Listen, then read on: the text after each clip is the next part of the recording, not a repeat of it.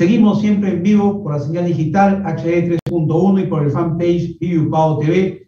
Esto es La Entrevista, los acompaña Alberto Pinillos y estamos comentando sobre la violencia sexual, el abuso sexual y la violación. Hemos conversado hace un momento con el abogado penalista Miguel Falla para tener un enfoque desde el derecho penal y ahora estamos para hacer un análisis de la perspectiva de la salud mental.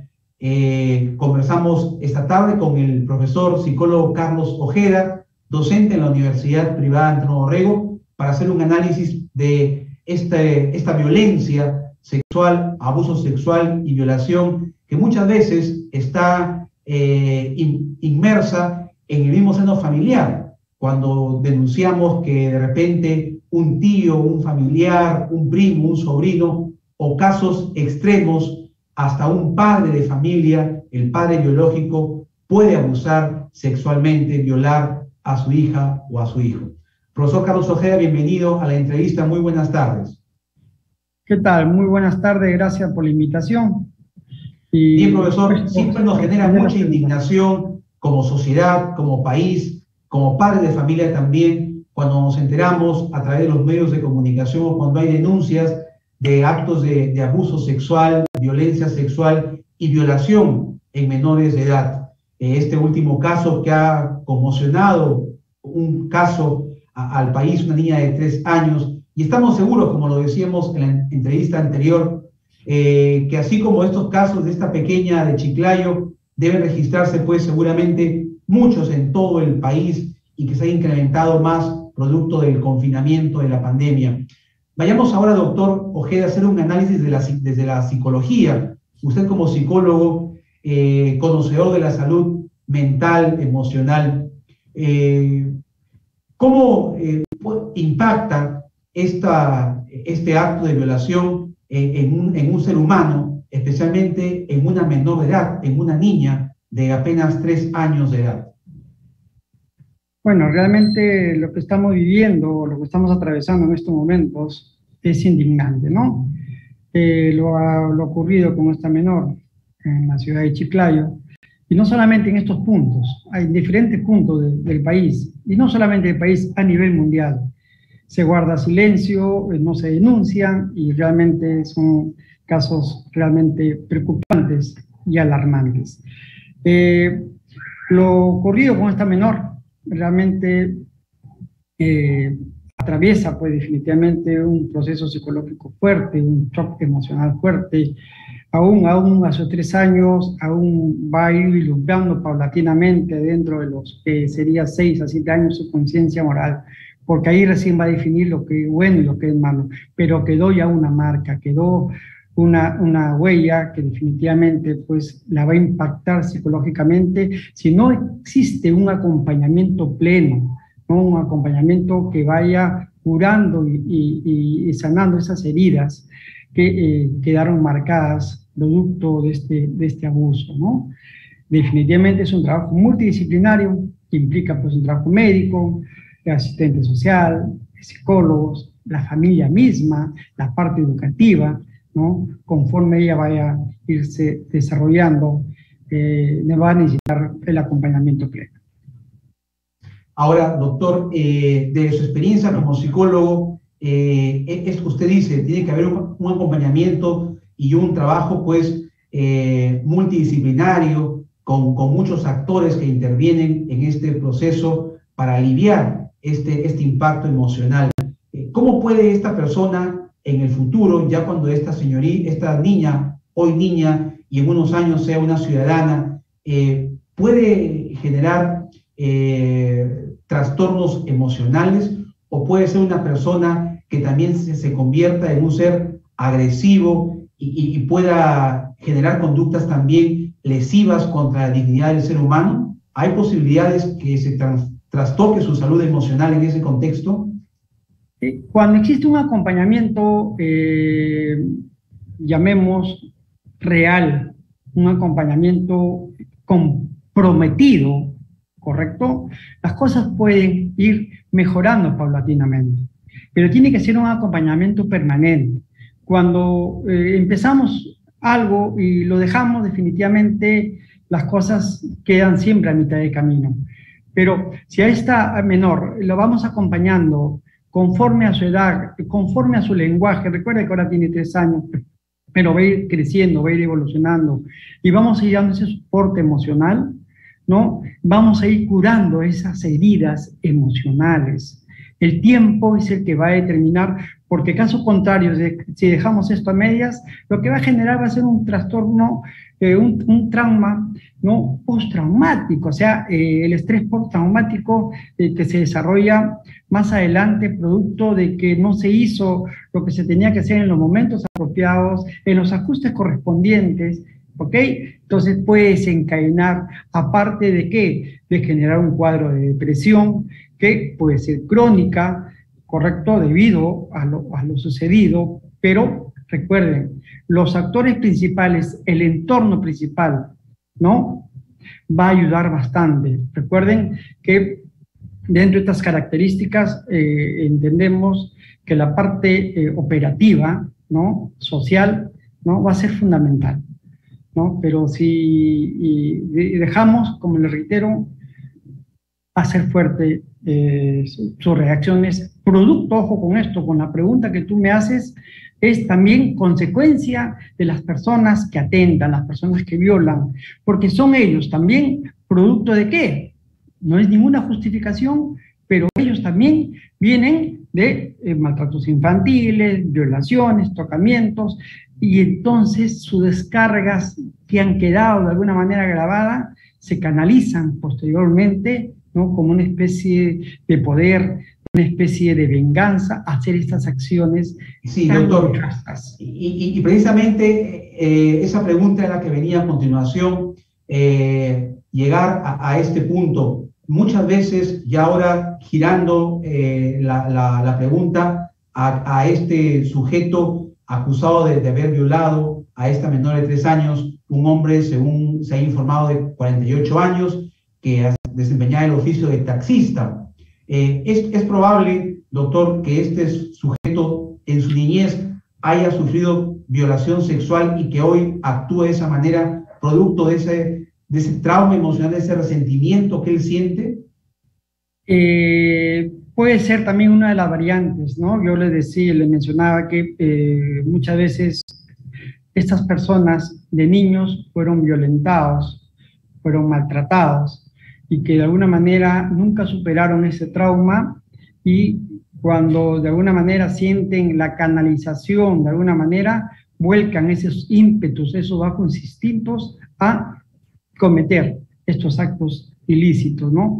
Y entonces viene esa carga, pero también existen personas que van desarrollando, recuerden con esto, una serie de conductas, las parafílicas, por ejemplo, las conductas parafílicas que en su concepto dice que son conductas pasivas, pero cuando se concretan o se ejecutan ya se convierten en conductas activas.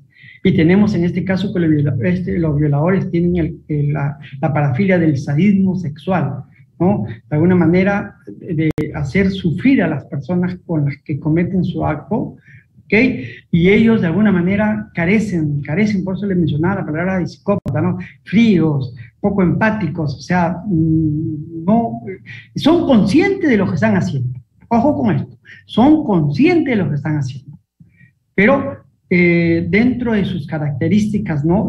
Esa distorsión de tipo conductual pues llega pues a exacerbar estos actos.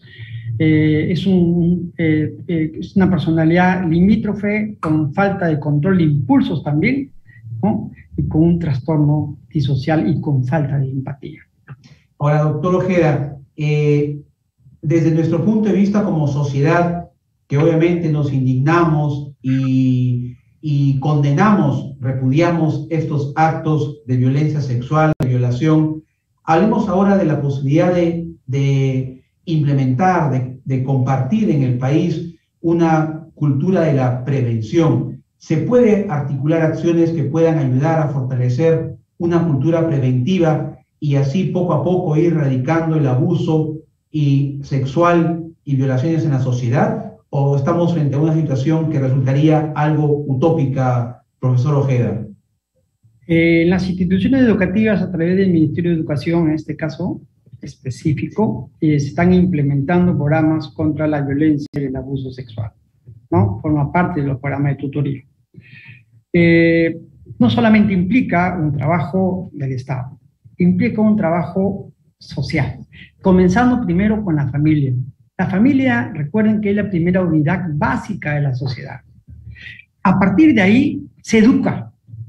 Recuerden, a partir de ahí se educa. Entonces la familia tiene el compromiso de formar a sus menores hijos e hijas, ¿no? De manera clara, con comunicación, con cosas de decir de manera asertiva, no, de informar acontecimientos, ¿no? Sean cual sea la naturaleza, ¿no? Entonces, de ahí, ¿qué estamos mejorando? Estamos mejorando las alianzas de comunicación entre hijos y padres, ¿correcto? Entonces, no callar significa aceptar.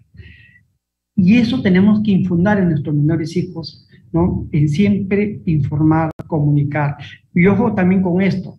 La educación también viene en que tratemos de evitar, por favor, de publicar fotos de nuestros menores hijos a través de las redes sociales. Recuerden que está regado de un sinnúmero de pedofilia. Ahí nace también, ¿correcto?, ¿no?, la visión de estas personas con este tipo de trastorno. Entonces, cuidemos a nuestros hijos, protejamos a nuestros hijos. Recuerden... No hay que exponerlos, como se dice. ¿Cómo, amigo? No hay que exponerlos en las redes sociales. No hay que exponerlos, no hay que exponerlos. Y muchas veces, por tratar de demostrar quién es nuestra familia, prácticamente estamos vendiendo, ¿no?, una información, imágenes, que es totalmente peligroso.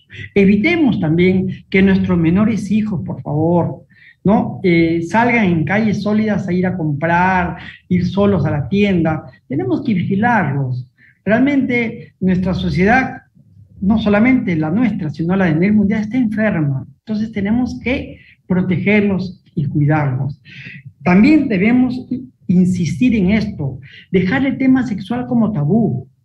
Muchas familias le dicen a su hijo o a su hija, no te toques esto, no, pero nunca le enseñan a saberse cuidar, que solamente es íntimo lo que tiene, que proteja, que lo cuide. O sea, no informamos porque creemos todavía que la parte sexual es pecado. Y eso tenemos que romperlo. Y desde ahí comenzamos a tener una mejor noción y mejor preocupación, ¿no?, en nuestra parte corporal. ¿Ok? Entonces yo incido mucho en esto, en que esa comunicación y que se articule con la parte educativa, ¿no? No solamente a nivel de educación básica, superior, ¿no? ¿No? Sino de todos los entes que nos rodean, ¿no? Siempre estemos supeditados a estar alertas, a orientar, a encaminar. Tenemos que sanar estas heridas, tenemos que curar estas heridas. Todos tenemos que salir de este tema que nos aborda, que es el problema de salud mental. ¿Ok? Estamos expuestos, todo el mundo está expuesto. Entonces, y que el padre de familia, los educadores también sepan leer los síntomas de los menores, ¿no? Cuando esté callado, cuando cambia el estado de ánimo, cuando está de mal humor, cuando se encierra, cuando pierde el apetito. Son síntomas que tenemos que estar alertas y tenemos que dar lectura a ello. ¿Qué te pasa? ¿Qué es lo que está pasando? Cuéntame, para abrir comunicación, abrir diálogos. Transitan estas cosas, miren, de niño y de niña a adolescente, ¿correcto? Y ya adolescente ya generó una crisis. Y esto lo va a trasladar luego a joven.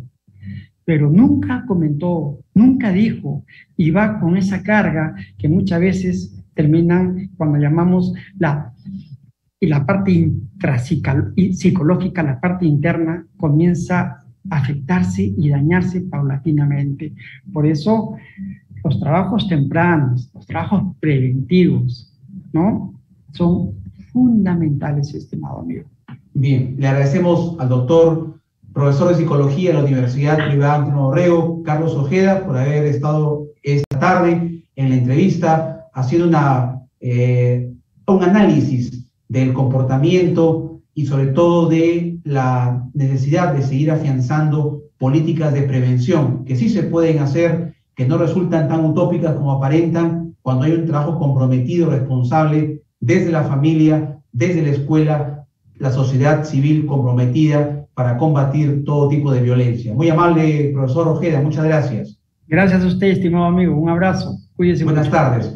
De esta manera hemos llegado a la parte final de la entrevista, siempre por Viviupao Televisión, la señal digital, y también por las redes, por el fanpage Viviupao Televisión, haciendo pues un análisis de un problema social vigente como es el abuso sexual, la violación sexual en niños y también en todas las edades del ser humano.